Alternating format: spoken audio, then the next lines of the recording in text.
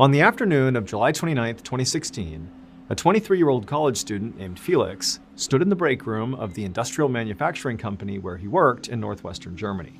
He poured some cereal into a bowl, and then he took his carton of milk out of the communal fridge, and then with the cereal and his milk, he sat down at a table with two of his coworkers. So Felix was studying to become an engineer, and that was his primary focus.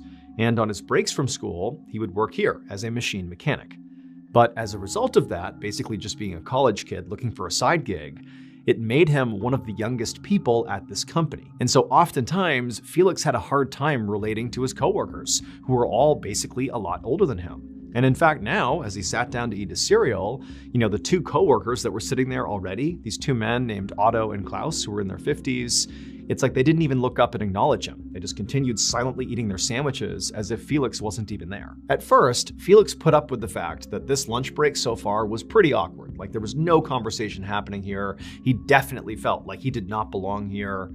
But eventually, the silence was deafening at this table, and Felix just couldn't stand it.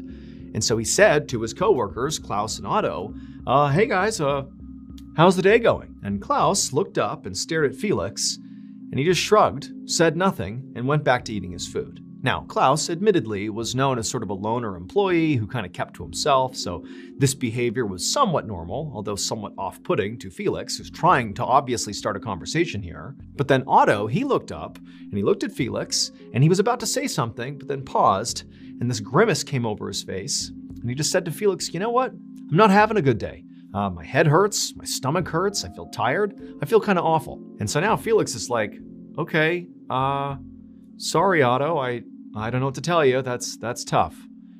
And then the three men just kind of went back to eating and back to silence. Now, Felix didn't know how to make this any less awkward, and so he just went back to eating his cereal in silence, and then when he was done, he got up and left the awkward break room. But Felix had only been back to his job for a couple of minutes when suddenly he felt this intense stomach cramp that made him double over in pain. Now, Felix actually was somewhat accustomed to getting cramps like this one because he was lactose intolerant.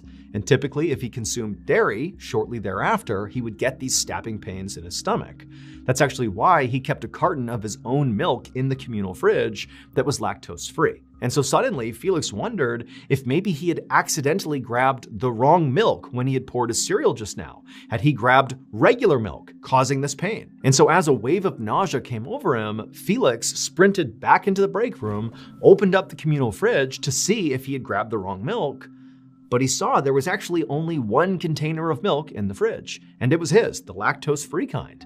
And so he had no idea what was actually causing these cramps because it couldn't have been dairy. But at this point, Felix was just so nauseous that all he could think about now was the fact that he could no longer work today. He had to go home. And so Felix told his supervisor he had to go, and then he rushed out to his car, he sped home, and barely made it into his bathroom in time in order to vomit into the toilet. And after he vomited, he felt a little bit better, and so he wiped his mouth, and he stood up straight, took a deep breath, and then he went to the sink and he splashed some water on his face, and he grabbed the towel and he went to dry his face, and as he did, he noticed something.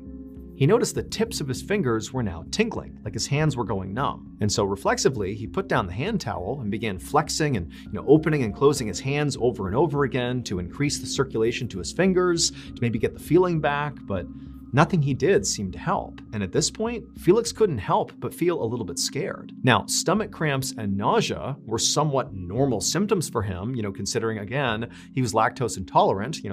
Those were normal symptoms of illness. But losing circulation in your hands was not something he was used to. This was something else. And so even though Felix was an adult, he was 23 years old, his first thought was, I gotta call my mom. And so that's what he did. If you don't know this, late last year, we launched a brand new, strange, dark, and mysterious show called Mr. Ballen's Medical Mysteries. And so far, people love it. It is a free weekly show where each week we explore a new, baffling mystery originating from the one place we all can't escape, our own bodies. Topics discussed on the show range from obscure diseases and freak occurrences to totally weird medical mishaps that sometimes result in big, amazing discoveries and other times result in just unimaginable suffering and death. To start listening, go look up and follow Mr. Ballen's Medical Mysteries on any podcast platform, and boom, you're in. You got yourself a new weekly show. But if you're super impatient like I am, and you can't wait a whole week to get a new episode, well, with your Prime membership, you can listen to an entire batch of 8 episodes at once, because we release them 8 at a time on Amazon Music. So, if you're a fan of the strange, dark, and mysterious, then you really ought to give Mr. Ballen's Medical Mysteries a try.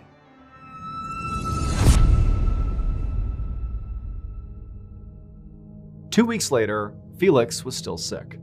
On his mother's advice, he had gone to see his doctor, and his doctor had told him that he was very likely just overworked, and he prescribed Felix some vitamins and rest. But those 2 things had not helped Felix. In fact, really, his symptoms had only gotten worse. He was still nauseous, and that tingling feeling he had felt in his hands had now extended all the way up into his forearms. And so as a result of this mystery illness afflicting Felix, he had not been able to go back to work, and he had spent the better part of the last 2 weeks just lying miserably in bed. But this morning, he was determined to get out of bed, take a shower, have a real meal, and basically just have a normal day. And so it started relatively well. He managed to, prop himself up and get out of bed. But as he staggered his way towards the bathroom, he lost his balance and had to grab onto the door to keep from falling to the ground. After steadying himself, Felix did attempt to keep walking towards the bathroom, but it was like the commands from his brain were not reaching his legs. And so he kept slipping and staggering and almost falling. And so eventually he just turned around to go back to bed, but immediately he kind of collapsed to the ground and had to literally crawl painstakingly back to the bed. And then when he had finally pulled himself back on there, he pulled out his phone and called his mom again. But this time, he was not calling for advice. He was calling for help. He needed her to drive him to the hospital. Later that afternoon, Felix laid in a hospital bed with his mother to his left and an emergency room neurologist to his right. The neurologist had heard about Felix's symptoms, and she was now performing a preliminary examination, which really consisted of lots of questions about Felix's drug use, about, a history of neurological problems in their family, had he had any recent head injuries. But basically all the questions she was asking him, he said no to. There weren't any precursors to him having these issues. Next, the neurologist poked Felix's arms to see what he could feel, because he was complaining of numbness and tingling.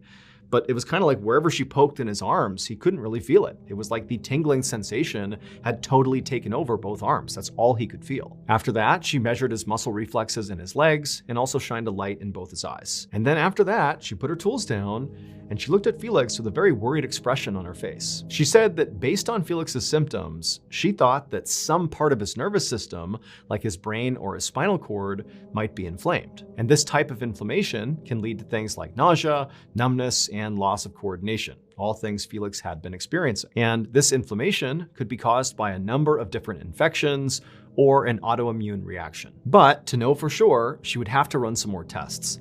And so she advised Felix to be admitted to the hospital. 6 days later, the neurologist went to check in on Felix, who was still at the hospital.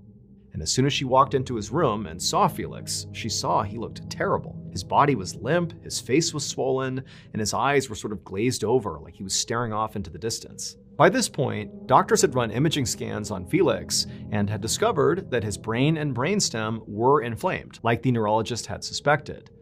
But the neurologist could not figure out why this was happening. Typically, inflammation like this was caused by an infection.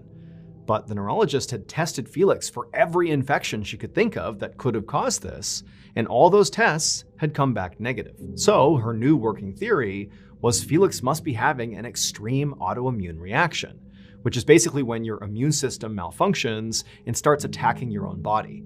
Autoimmune reactions can cause things like brain swelling. But this theory didn't really help Felix very much, because first of all, it was nearly impossible to test to see if this theory was even true, that it was an autoimmune reaction. And second of all, even if you knew that's what it was, unfortunately, autoimmune reactions are notoriously difficult to treat. Basically, it was a shaky diagnosis that did not come with an easy cure. The neurologist had given Felix some anti-inflammatory medication, hoping that maybe that would help, based on her research around autoimmune diseases, but it basically did nothing. And she knew that if she didn't find a way to lower the swelling in his brain and brainstem, that Felix could potentially suffer permanent brain damage or even death. So now, in Felix's hospital room, the neurologist walked over to him and tapped his shoulder, and she asked him how he was feeling. And Felix, when he sort of looked up at her, his eyes were rolled back in his skull, and it took a minute for him to focus on her. And then it was clear to the neurologist that it took all of his energy to croak out an answer. But the words he said didn't make any sense. He said, "metal, mouth."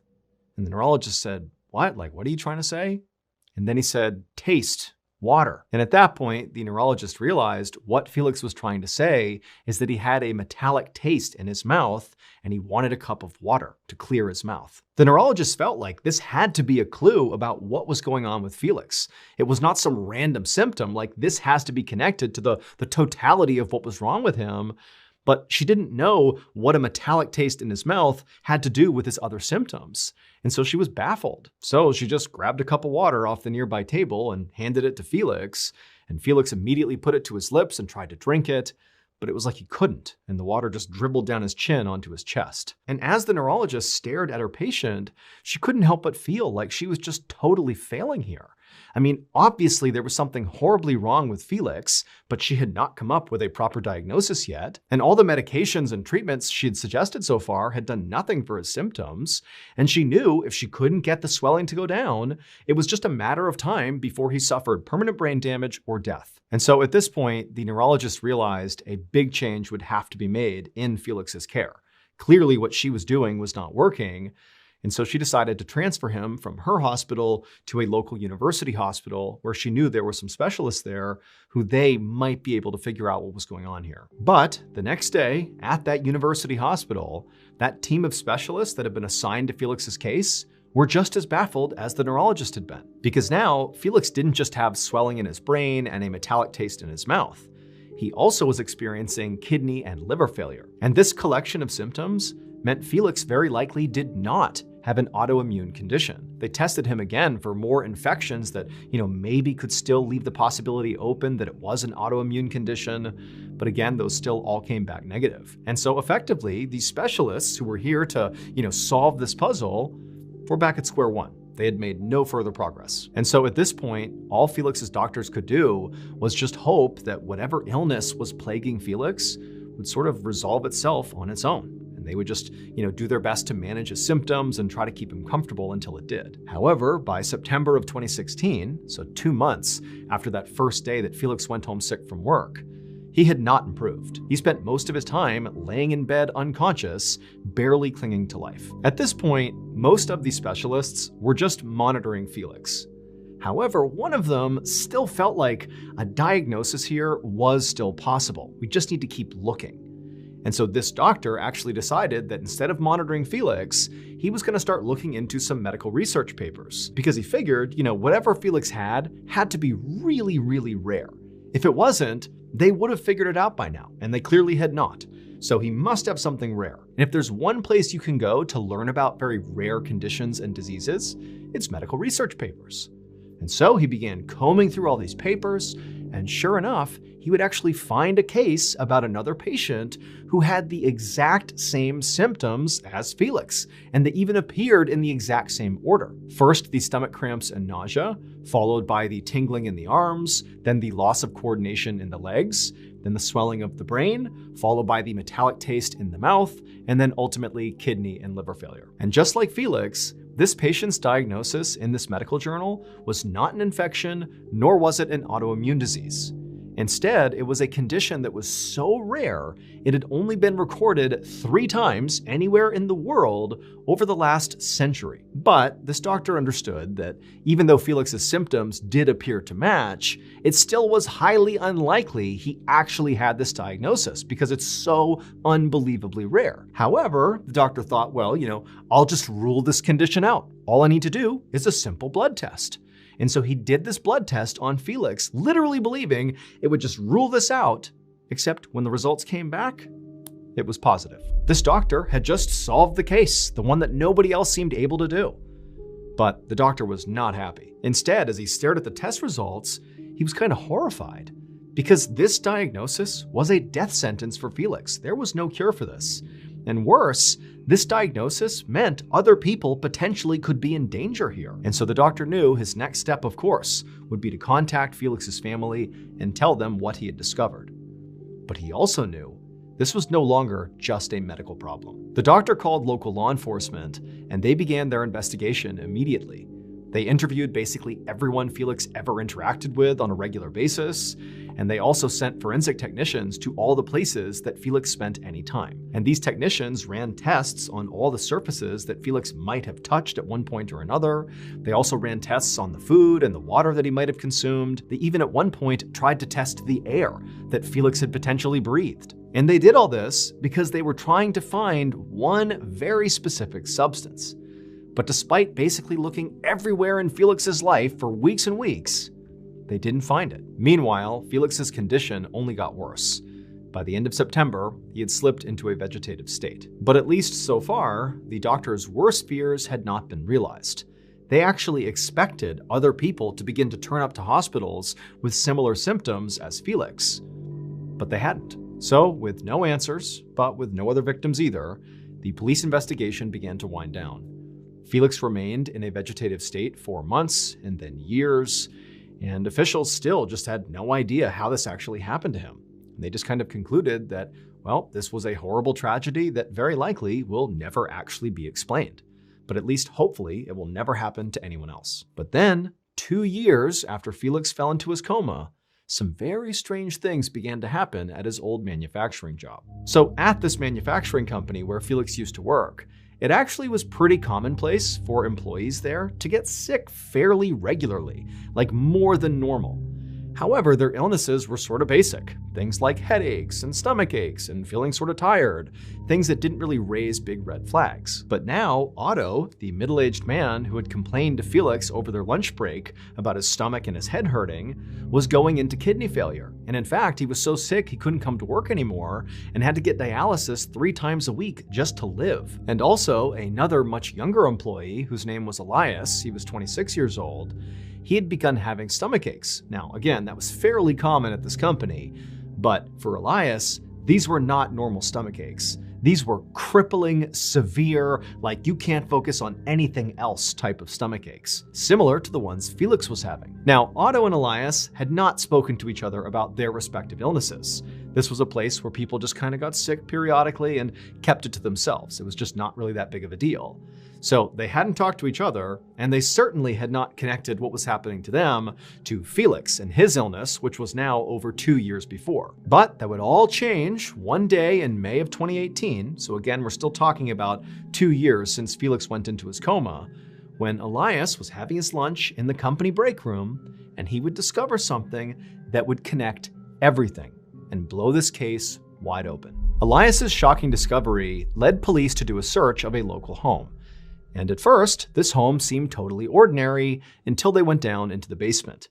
Because down there, it looked like a mad scientist's laboratory. There was this metal table with all these beakers and scales on it, and then behind it were all these shelves that were stacked high with old jam jars and paint cans and even old mayonnaise bottles. And it would turn out, inside of these mismatched containers was a collection of deadly chemicals that a judge would later say were more toxic and more deadly than the literal chemical weapons that were used during World War I. This basement laboratory belonged to Klaus. He was one of the 2 employees that Felix sat with during that very awkward lunch break. The one was Otto, who told Felix he didn't feel very good, and the other was Klaus, the man who, when asked how his day was going, just looked up at Felix, shrugged his shoulders, and said nothing. It would turn out, for years, Klaus had been buying deadly chemicals online, mixing them together, and then sort of testing these concoctions on his coworkers. He would just poison their lunches and see what happened. Felix's very rare disease that only 3 people had experienced in the past century in the whole world was effectively extremely acute mercury poisoning. Basically, an ungodly high level of mercury poisoning. Because Klaus was literally just putting mercury into Felix's cereal, and he was just eating it up. In addition to poisoning Felix's cereal, Klaus also put lead literally right on top of Elias's sandwiches, and then he also put a combination of lead and cadmium into Otto's food. Klaus was only caught because Elias made that big discovery. While he was eating his lunch, he noticed there was a strange powder sitting on top of his sandwich, and so he called the police. Klaus never explained his motives for the poisonings. In March of 2019, he was ultimately sentenced to life in prison. And unfortunately, 10 months after that, Felix, who had been in a vegetative state for 3 years to that point, passed away. As for Elias and Otto, they still suffer from long-term effects of chemical poisoning.